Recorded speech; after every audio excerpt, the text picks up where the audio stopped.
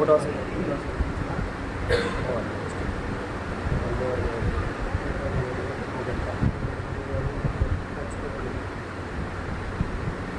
কেমন আছেন সবাই? আলহামদুলিল্লাহ।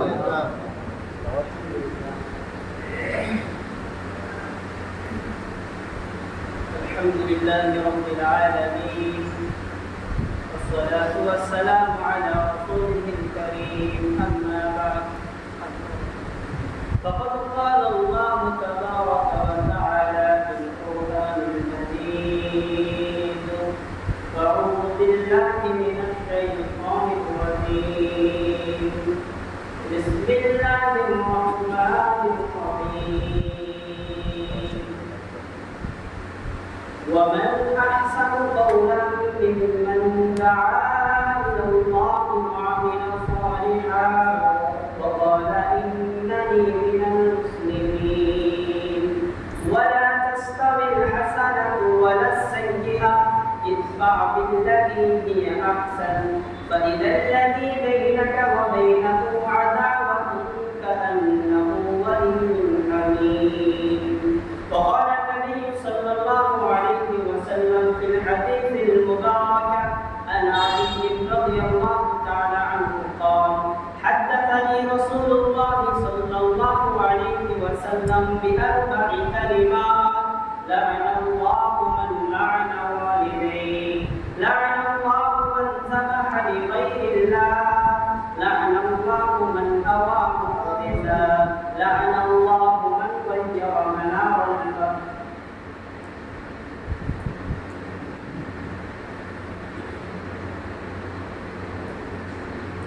আমি আমার আলোচনা শুরু করার পূর্বে একটি রিকোয়েস্টের কারণে আজকে আমি ছোট্ট একটা সঙ্গীতের মাধ্যমে আমার আলোচনা আরম্ভ করবো ইনশাআল্লাহ।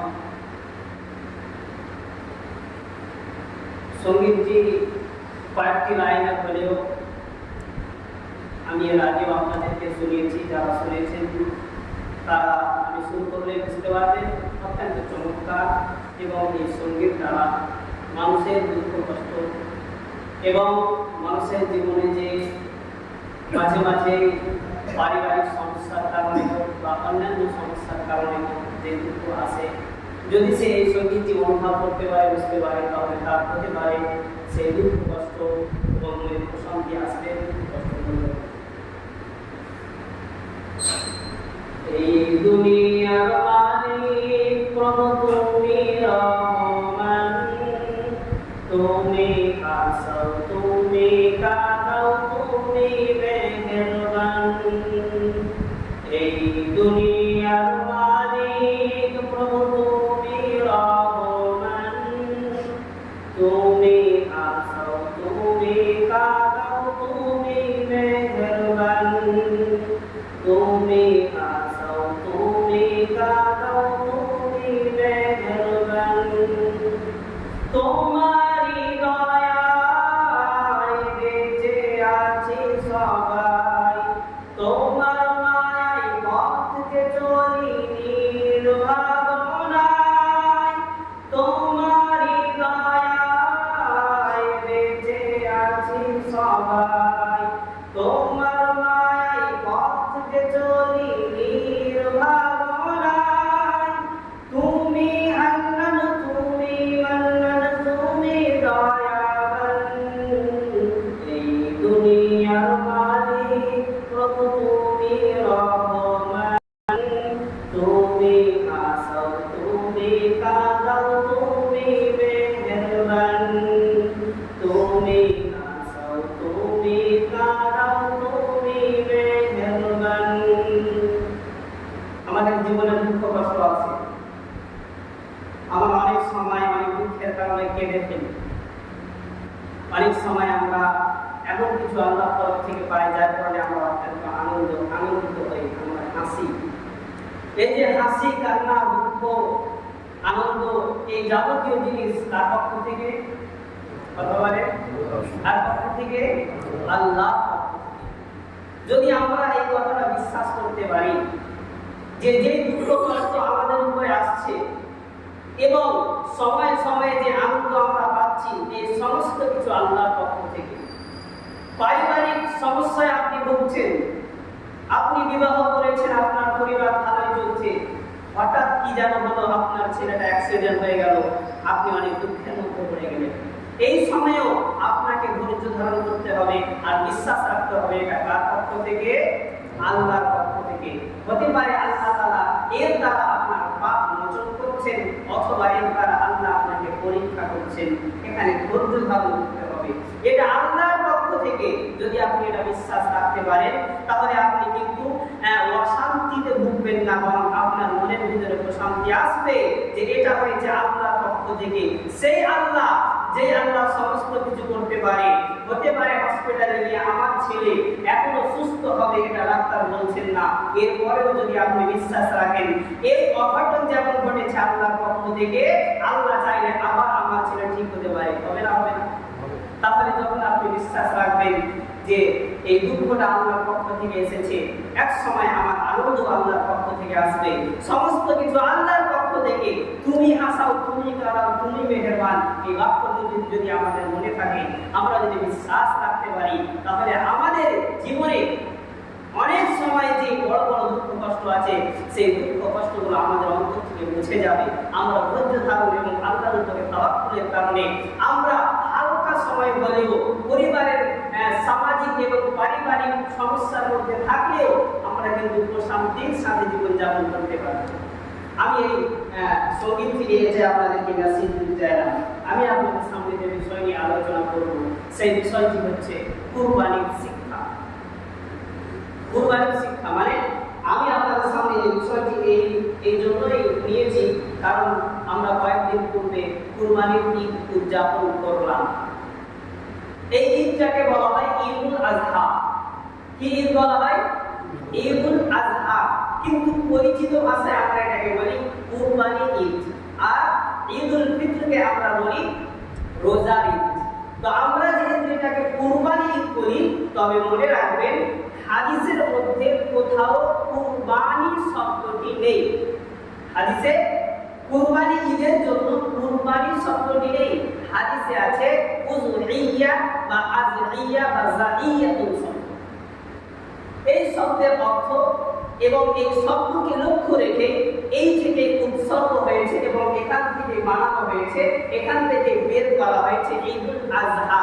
উযহিয়া বলা হয় জিলহজ মাসের 1 থেকে নিয়ে 10 তারিখ পর্যন্ত কুরবানি বা জবাহযোগ্য পশুকে, এদেরকে বলা হয় উযহিয়া। এবং যেহেতু এই কুরবানি ঈদে একেবারে সকাল সকাল, যেটাকে বলা হয় চাষতের যেটাকে আমরা জুহা বলি, এই সকাল সকাল যেহেতু এই ঈদ আর এর ঈদের নামাজ আদায় করা হয়, এই জন্য এখান থেকে ধরা হয়েছে ঈদুল আযহা। অর্থাৎ এই দুই বাক্যর সমন্বয়ে এই ঈদকে ঈদুল আযহা এই জন্যই বলা হয়েছে, কারণ আমরা কুরবানির পশু যেগুলো কুরবানির যোগ্য, সেই সব পশুকে এই 10 দিনের মধ্যেই আমরা সকাল সকাল সালাত আদায় করার পরে আল্লাহর হস্তে যাবাহ করি, কুরবানি করি। এই ঈদের নাম কি? ঈদুল আযহা। তবে এই যে ঈদুল আযহা বা কুরবানি ঈদ, জবাহ করা ঈদ, এই ঈদুল আযহা কিন্তু শুধুমাত্র পশু বা আমরা যে জিনিসটা কুরবানি দিলাম, হতে পারে উট, হতে পারে গরু, হতে পারে ছাগল, শুধুমাত্র এই জানোয়ারগুলোকে, পশুগুলোকে কুরবানি করার জন্যই দেওয়া হয়নি। এটা থেকে শিক্ষা নিতে হবে, এটা থেকে শিক্ষা নিতে হবে। যেমন রমজান মাস শুধুমাত্র আপনি সিয়াম পালন করবেন, সালাত আদায় করবেন, এর জন্যই দেওয়া হয়নি, বরং রমজান মাসের সিয়াম ফরজ করা হয়েছিল এই কারণে যে সেটা থেকে মানুষ যেন শিক্ষা গ্রহণ করতে পারে এবং সেই মাসের মাধ্যমে মানুষ যেন মুত্তাকি হতে পারে, সেই মাস দ্বারা মানুষ যেন ফিরে আসতে পারে আল্লাহর দিকে, ফিরে আসতে পারে জান্নাতের রাস্তায়। আমরা জানি রমজান মাসের যখন প্রথম রাত্রি আসে, তখন আসমান থেকে একজন আহ্বানকারী আহ্বান করে, ইয়া ইয়া বাগিয়াল খায়র, হে বললেন আমি শুনি তোমরা আরো সেই হাদিসে দ্বিতীয় বাক্য বলা হয়েছে, ইয়া বাগিয়াল শার,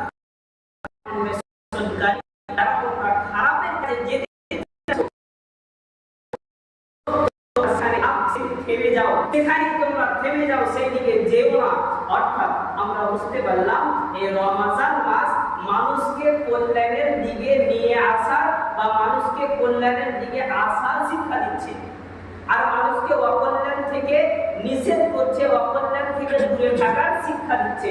অনুরূপভাবে এই কুরবানি ঈদ কিন্তু শুধুমাত্র জবাহর জন্য নয়, বরং এই কুরবানি ঈদ পশু জবাহ করার সাথে সাথে এই জবাহ থেকে আর কয়েকটা জিনিসকে জবাহ করার শিক্ষা দিয়েছে। সেগুলো কি জিনিস আপনাকে বলে দিই। আমরা জানি হযরত ইব্রাহিম আলাইহিস সালাতু ওয়াস সালামকে স্বপ্নে দেখানো হলো যে নিজের প্রাণপ্রিয় পুত্র ইসমাঈল আলাইহিস সালামকে কুরবানি করতে হবে।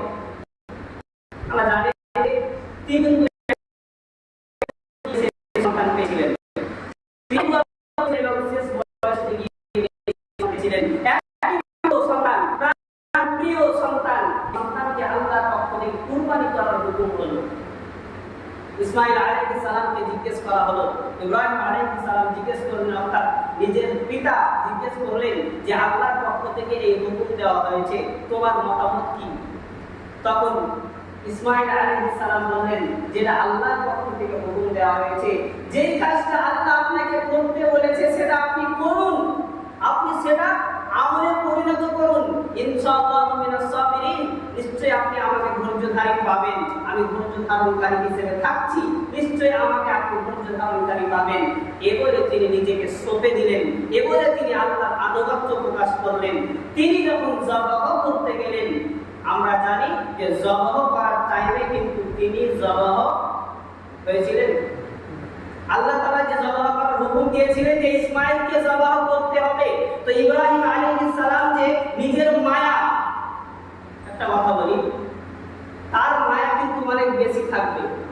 কারণ আপনার হতে পারে 5টি সন্তান, কিন্তু যার শুধুমাত্র একটি সন্তান তাকে জিজ্ঞেস করেন, তার উপরে অনেক বেশি মায়া, অনেক বেশি মায়া, তাকে নিয়ে অনেক বেশি চিন্তা, তাকে নিয়ে অনেক বেশি ভালোবাসা।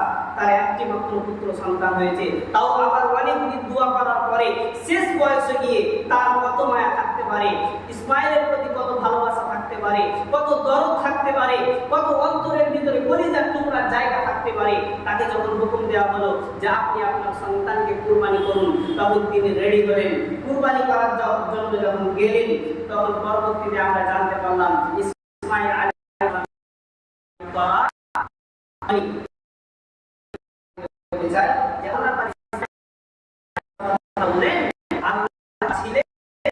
ইসমাঈল করে দাও,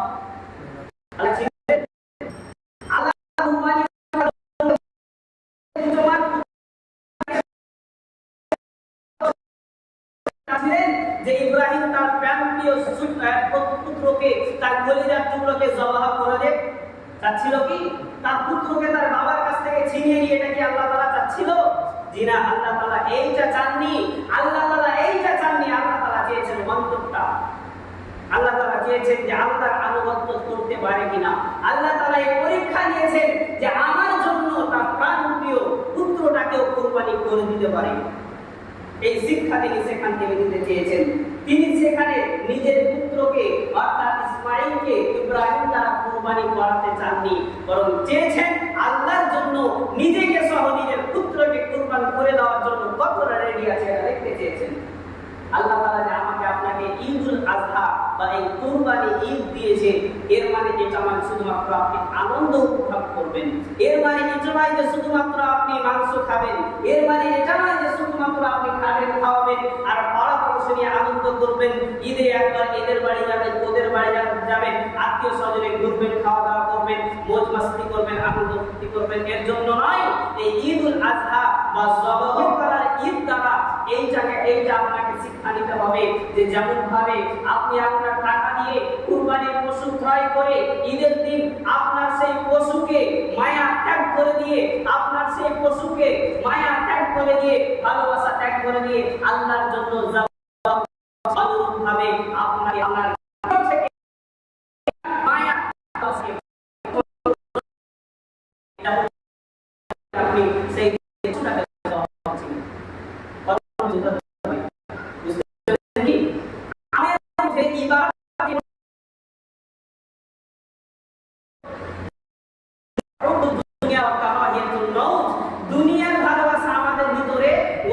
বেশি রয়েছে, এই জন্যই আমরা ইবাদত থেকে গাফিল। দুনিয়ার ভালোবাসা অনেক বেশি আছে এই জন্যই।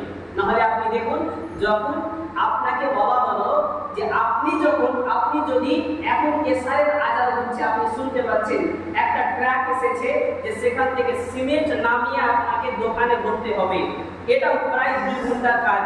যদি এটা করতে পারে আপনাকে 500 টাকা দেওয়া হবে। এদিকে মসজিদে আজান হচ্ছে, আপনি কিন্তু মসজিদে আসা ছেড়ে দিয়ে ট্রাকের সেই সিমেন্টটা আপনি নামানোর জন্য সেই কাজটা করতে আরম্ভ করবেন।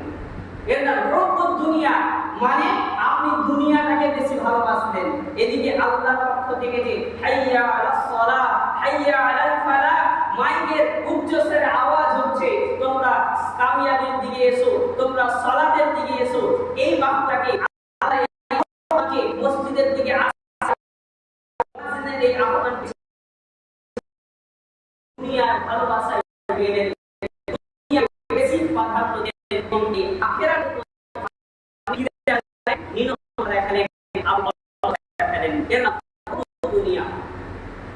এই যে দুনিয়ার ভালোবাসা, আপনি দোকানদার বলুন, কোন রাজমিস্ত্রির কাজ করতে वाला বলুন, ডাক্তার বলুন, মাস্টার বলুন, যেই হোক না কেন, মুহাদ্দিস বলুন, আলেম ওলামা বলুন, যেই হোক না কেন, যদি আযান হয়ে যাওয়ার পরেও শরিয়াতি কোনো কারণ ছাড়া দুনিয়ার স্বার্থে, দুনিয়া অর্জনের জন্য সে সেই কাজ করতে লাগে এবং সালাতে জামাত আরম্ভ হচ্ছে, সে জামাতে না আসে, তাহলে জানতে হবে তার মনের ভিতরে দুনিয়ার মহাব্বত বেশি হয়ে গেছে।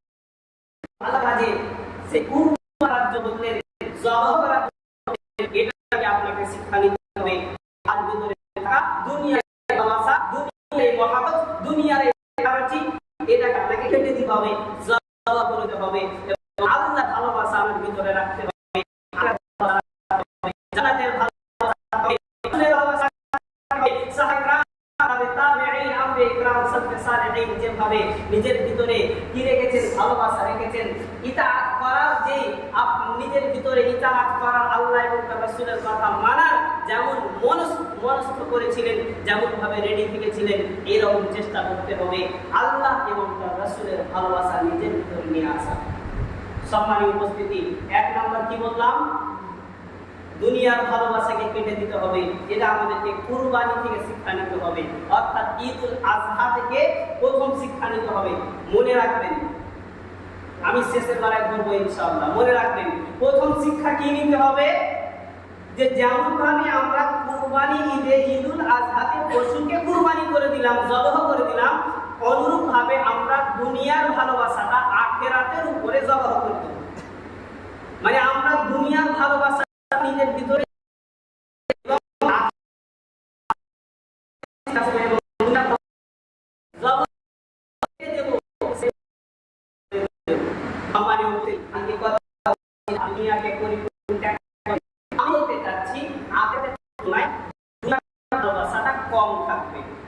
কথা বুঝতে পেরেছেন?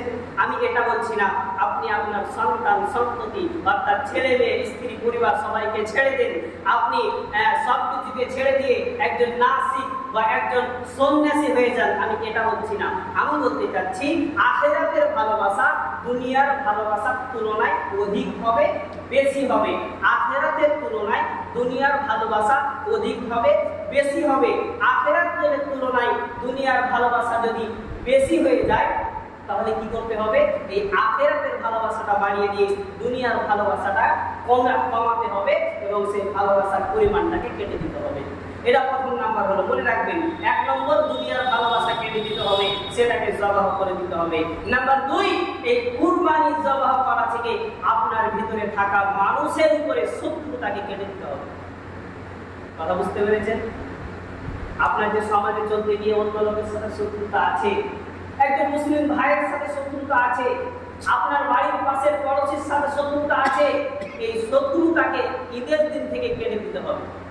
এই শত্রুতা আপনার মন থেকে মুছে দিতে হবে, এই শত্রুতা দূর করে দিতে হবে এবং নিজের মধ্যে ভালোবাসা নিয়ে এসে তাকে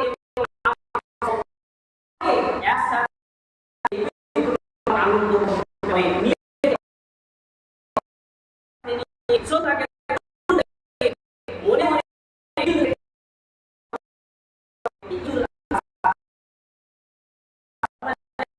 বুঝতে পারলাম যে কি করতে হবে, আমাদের ভিতর থেকে মানুষের উপরে যে শত্রুতা আছে সেটাকে কেটে দিতে হবে।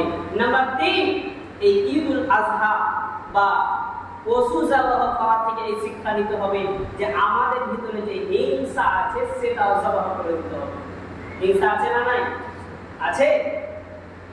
মনে রাখবেন, এই জবাহ করা থেকে আপনাকে শিক্ষা নিতে হবে যে আমি যেমন ভাবে আল্লাহ তাআলার জন্য এই পশুকে জবাহ করলাম, অনুরূপ ভাবে আল্লাহকে রাজি করার জন্য যে মানুষের উপরে আমি হিংসা করে এতদিন পর্যন্ত বসেছিলাম, যার উপরে হিংসা করে আমি তার ব্যাপারে চক্রান্ত করেছিলাম, আমি আজকে থেকে সমস্ত রকম চক্রান্তকে ফেল করে দিয়ে, সবকে বাতিল ও ক্যান্সেল করে দিয়ে আমি সেই হিংসাকে কেটে দিলাম এবং আমার ভিতরে ভালোবাসা নিয়ে এলাম। তার ব্যাপারে সুচিন্তা, সুধারণা নিয়ে এলাম। তার ব্যাপারে কুধারণাকে দূর করে দিয়ে, হিংসাকে দূর করে দিয়ে ভালোবাসা নিয়ে এলাম। এই শিক্ষা আপনাকে নিতে হবে কুরবানির ঈদ থেকে। সম্মানীয় উপস্থিতি, আমরা তাহলে 3টা বিষয় জানতে পারলাম, 3টা শিক্ষা আমরা নিতে পারলাম। নাম্বার 1 নম্বর কি বললাম? দুনিয়া, অর্থাৎ দুনিয়া আপনাকে নিতে হবে। এই কুরবানি থেকে শিক্ষা নিতে হবে যে আমাদের দুনিয়া ভালো আছে কেটে হবে।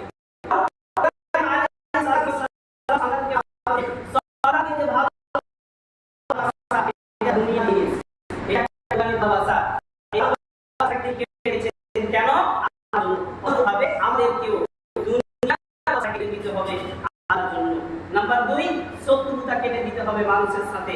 নাম্বার 3, হিংসা কেটে দিতে হবে মানুষের সাথে। নাম্বার 4, একটি আয়াত আমরা জানি যেখানে বলা হয়েছে ফাসাল্লি লিরাব্বিকা ওয়ানহার, এটা দিয়ে আপনি সালাত আদায় করুন এবং আপনি কুরবানি করুন আপনার রবের জন্য। আপনি সালাত আদায় করুন এবং কুরবানি করুন আপনার রবের জন্য। আপনি সালাত আদায় করবেন কার জন্য? আল্লাহর জন্য, রবের জন্য। এবং কুরবানি করবেন কার জন্য? আল্লাহর জন্য, রবের জন্য। সেই আয়াতে আমরা জানি আল্লাহ তাআলা নিজের নবীকে দিয়ে শিক্ষা দিচ্ছেন, এটা দিয়ে আপনি বলে দেন নিশ্চয়ই আমার সালাত, নিশ্চয়ই আমার কুরবানি, নিশ্চয়ই আমার জিন্দেগি অর্থাৎ জীবন এবং আমার মৃত্যু লিল্লাহি, একমাত্র সেই আল্লাহর জন্য, রব্বিল আলামিন, যিনি সমগ্র বিশ্বজাহানের মালিক, রব, প্রভু, সেই আল্লাহ তাআলার জন্য আমার সালাত, আমার কুরবানি, আমার জিন্দেগি, আমার মৃত্যু, এই 4টা জিনিস একমাত্র আল্লাহর জন্য। এখানে কুরবানি থেকে শুধুমাত্র এই কথা বলা হয়নি, আল্লাহ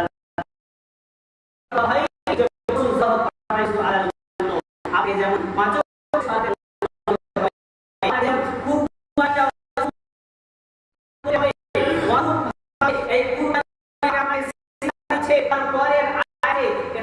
এই আয়াতের পরের শব্দে ওয়ামা ইয়ায়া, যে আমার জিন্দেগিটা সম্পূর্ণ হবে আল্লাহর জন্য, আমার জিন্দেগিটা সম্পূর্ণ আল্লাহর জন্য।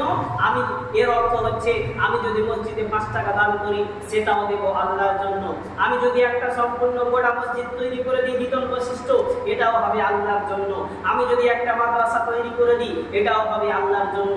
আমি যদি কোনো মেহমানের আপ্যায়ন করাই এটাও হবে আল্লাহর জন্য। আমি আমার পিতা মাতার সাথে সদ্ব্যবহার করব, এটাও মানুষকে দেখানোর জন্য নয়, আল্লাহর জন্য। মানুষের সাথে সদ্ব্যবহার করব, এক কথায় এই জীবনে বেঁচে থাকতে পুরা জিন্দেগিতে ছোট বড় গোপন প্রকাশ্য যত রকম ইবাদত আছে সমস্ত ইবাদত আল্লাহর জন্য হবে। এই আয়াত আমাদেরকে এই শিক্ষা দিয়েছে। বুঝতে পেরেছেন? মানে আপনি জীবনে বেঁচে থাকতে যা ইবাদত করবেন, আমি আপনাকে বলছি 5 টাকা দান করলে সেটা মানুষকে দেখানোর জন্য করুন। আমি বলছি আপনি যদি মসজিদ তৈরি করেন মানুষকে দেখানোর জন্য করুন। আমি আপনাকে যেটা বলতে চাচ্ছি, দান করেন, দান করেন, এমনকি আপনি মানুষকে একটা ভালো কথা আল্লাহর জন্য। এই যে আমি ভালো বলছি হবে, আমি ইবাদত কি ইবাদত নাই মাওলানা সাহেব, ইবাদত কি ইবাদত নাই। আমি যে কাজটা করছি আপনাদেরকে কোরআন এবং হাদিসের আলোচনা শোনাচ্ছি, এই যে আমি সময়টা ব্যয় করছি, তো এটা ইবাদতের মধ্যে ব্যয় করছি নাকি আমি এটা দুনিয়াবি কাজে ব্যয় করছি? নিশ্চয়ই এটা ইবাদত। আল্লাহ এবং তার রাসূলের জন্য আমি যে কাজ করছি এটা ইবাদত। এই ইবাদতটাও কবুল হবে না যদি আমি আপনার কাছে নাম নেওয়ার জন্য করি।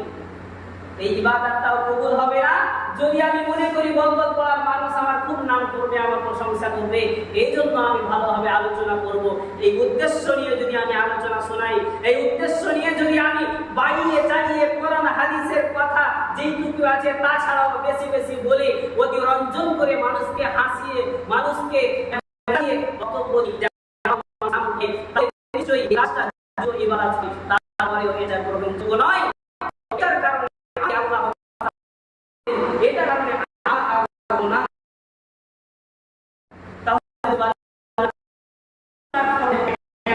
যে কোনো বিষয় হোক না কেন, সেটা যে কোনো ইবাদত হোক না কেন, সেই ইবাদতটা একমাত্র হতে হবে আল্লাহর জন্য। সেটা ছোট হোক বড় হোক তুচ্ছ জ্ঞান করবেন না, যেটাই কাজ করবেন আল্লাহর জন্য। পরিশেষে এই আয়াতের ওয়া মামাতি এবং আমার মৃত্যুটাও আল্লাহর জন্য, এই বাক্যটা বিশ্লেষণ করেই আলোচনা শেষ করবো ইনশাআল্লাহ। দেখুন, আমরা জানি যে একজন মানুষ সালাত আদায় করে, সে পাঁচ ওয়াক্ত সালাতের মুসাল্লি, কুরবানি করে, সে কুরবানিটাও আল্লাহর জন্য করছে, নিজের জিন্দেগিও অতিবাহিত করছে আল্লাহর জন্য, কিন্তু মৃত্যুটাও যেন আল্লাহর জন্য হয় এটাও চেষ্টা করতে আল্লাহ বলেছেন। কেন বলেছেন? এই জন্য যে অনেক মানুষ এমন আছে যারা নিজের জিন্দেগিতে সালাত, কুরবানি, সিয়াম, ভালো কাজ সহ বিভিন্ন ইবাদত আল্লাহর জন্য করে, কিন্তু শেষ পর্যায়ে গিয়ে, শেষ লগ্নে গিয়ে, জীবনের শেষের দিকে গিয়ে পরিপূর্ণ ইসলাম অথবা পরিপূর্ণ মুসলিম হিসেবে মৃত্যুবরণ করতে পারেন। আমরা জানি হাদিসের মধ্যে আছে যে তার তাকদীর তার সামনে এসে যায় এবং তার তাকদীর যেটা ছিল যদি সে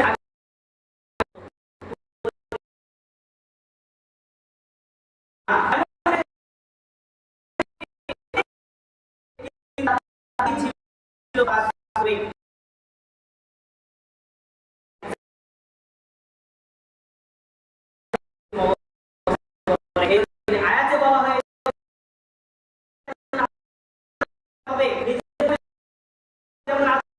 আল্লাহর জন্য অতিবাহিত হবে, নিজের জীবনটা পুরোটাই চলতে থাকবে, এমনকি চেষ্টা করতে হবে মৃত্যুর সময় যেন মুখে কোনো কুফরি কালেমা না বের হয়, কোনো বিপদের সময় যেন কুফরি কালেমা না বের হয়, এবং পরিপূর্ণ ঈমানের হালাতে এবং মুসলিম অবস্থায় যেন পরিপূর্ণ ইসলামিক দৃষ্টিতে পরিপূর্ণ মুসলমান হয়ে ঈমানদার হয়ে মৃত্যুবরণ করতে পারি। এই চেষ্টাও আমাদেরকে করতে হবে, যে শিক্ষা এই আয়াত দিয়েছে আল্লাহ তাআলা এই শিক্ষা আমাদেরকে দিলেন। সম্মানীয় উপস্থিতি, অনেক মানুষ আছেন ভালো কাজ করতে করতে পরিশেষে সে খারাপ হয়ে মৃত্যুবরণ করে। আল্লাহ তাআলা এই জন্য কোরআনের মধ্যে আমাদেরকে দোয়া করতে বলেছেন, রব্বানা লা তুযিগ কুলুবানা বা'দা ইয হাদাইতানা ওয়া হাব লানা মিন লাদুনকা রাহমা ইন্নাকা আনতাল ওয়াহ্হাব।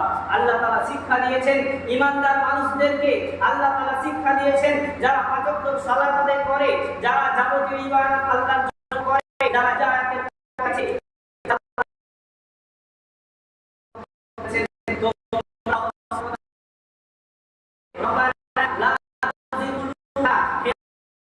তুমি আমার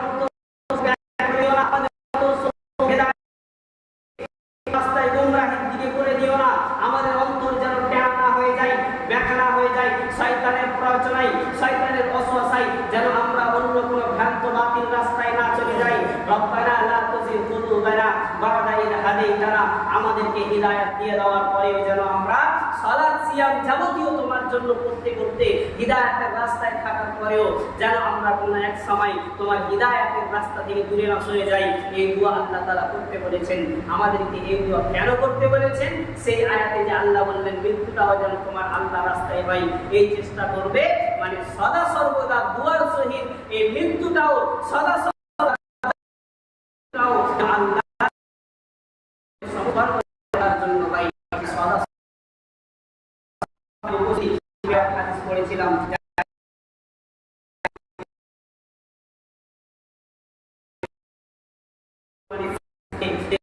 শিক্ষা দিলাম,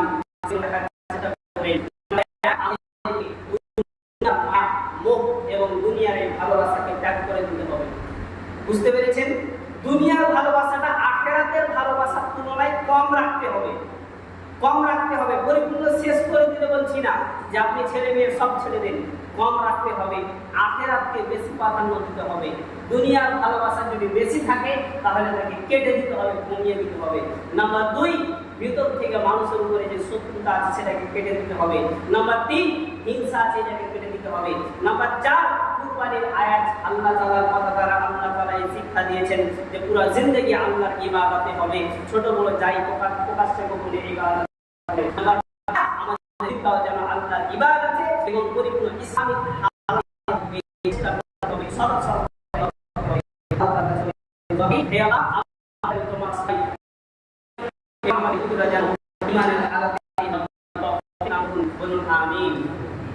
আল্লাহ তাআলার কাছে দোয়া করি, আল্লাহ তাআলা আমাদের সকলকে যেন সারা জীবন যেই কাজ করি না কেন তোমার জন্যই করতে পারি, তৌফিক দান করুন, বলুন আমিন। আল্লাহ তাআলার কাছে দোয়া করি, হে আল্লাহ আমরা সকলে যেন পাঁচ ওয়াক্তের সালাতের মুসাল্লি হয়ে নিজের পুরো জিন্দেগিতেই সারা জীবন আমরা যতদিন বেঁচে থাকবো পাঁচ ওয়াক্ত সালাতের মুসাল্লি থাকতে পারি।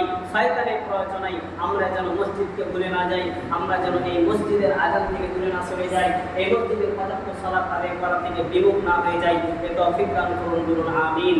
হে আল্লাহ আমরা গোপনে প্রকাশ্যে জেনে না জেনে অনেক গুনাহ করেছি, আমরা অনেক গুনাহের শাস্তি জানার পরেও সেই গুনাহ করে ফেলেছি। আমরা জানি সুদ খেলে কি গুনাহ হয় তারপরেও খেয়ে ফেলেছি, আমরা জানি ওই গান শুনলে কি গুনাহ হয় তারপরে আমরা গান শুনে ফেলেছি, আমরা জানি মানুষের সাথে ভালো ব্যবহার না করলে অর্থাৎ মানুষের সাথে খাবার করে কি হয় করে ফেলেছি। আমরা সমস্ত গুনাহ পেলাম, দান করো করুন আমিন। আল্লাহ তাআলা কা দুআ করি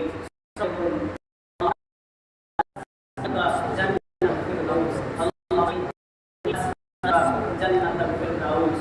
রব্বানা আতিনা ফিদ দুনিয়া হাসানাহ ওয়া ফিল আখিরাতি হাসানাহ ওয়া কিনা আযাবান নার।